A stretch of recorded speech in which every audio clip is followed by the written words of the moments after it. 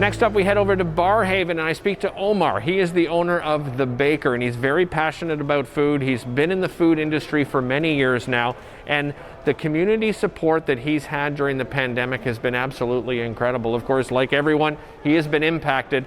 Here's his story. I opened this business because I believe I have the experience to establish a big company, starting with a mom and pop shop. Basically, I have the experience of cooking and managing companies. And I thought, why wouldn't it be mine? And that's why I went into it. It's basically fresh dough. We keep making dough all day long, very similar to flatbread. Mixing Middle Eastern and Canadian flavors. It's nut-free, there's vegan options, and the prices are very decent. So most of the items are less than $5. We have meat pie, cheese pie. They're all basically pies. Meat, chicken, sausage, basil pesto with halloumi cheese, za'atar, which is a herb. That's basically a simple menu. However, it gives you a lot of variety. Anybody can afford it, and it's fresh all the time. And the most orders should take about 5 to 7, 8 minutes. Take me back to mid-March when you find out as a business owner and even personally that Ottawa is going into a lockdown. What are you feeling at that time?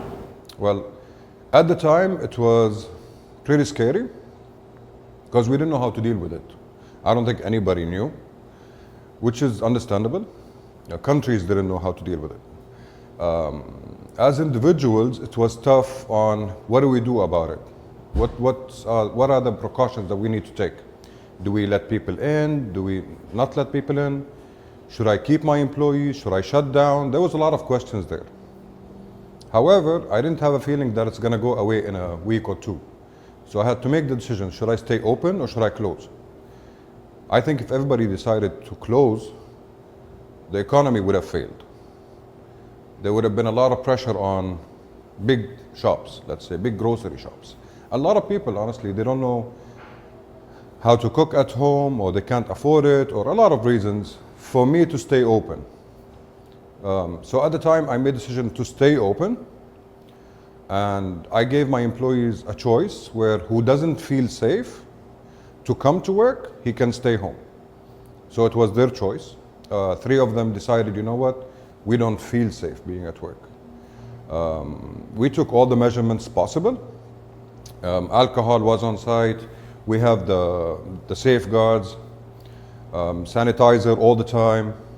We did the test, all of us, about once every 3 weeks as staff, just to be safe and for us to be reassured. And we stayed open.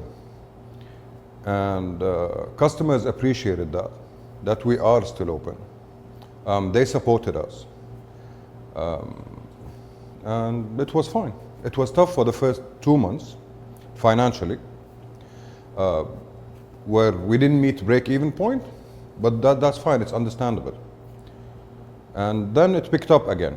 This business didn't suffer as much as others because of the community basically backed this store up. They were coming in, they were encouraging us, they were buying, the word of mouth was like, this store is open, go visit them. This shop is basically always fresh and depending on local produce. And customers know that. And at the same time, the prices are decent. So when this crisis happened, financially to everyone, I think even if they're getting a $2,000, somebody might be getting $5,000. So that's his budget. He went down to $2,000 a month. So he had to budget every dollar he has. This is a decent meal with a decent price. And that's why I believe we stayed okay.